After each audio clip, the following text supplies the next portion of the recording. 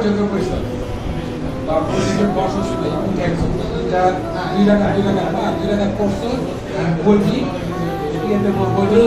নামের পাশে অর্ধেক উঠে গেছে আবার বসে আছি মাসুদ হাতটা ঠিক মতো ধুইছস তো সালাম ফিরে আচ্ছা এটা ভালো ওরা আমি 4 টাকা করার 3 টাকা করে উঠে গেছে তখন কি করব শেষ নাম সালাম বিদায় দিতে তবে খরচ খরচ না এক সালাম ফেরাইলে ওটা আবার 4 টাকা করতে হবে দুই সালাম ফেরাইলে শেষ আর যদি 1 টাকা বেশি করে তাহলে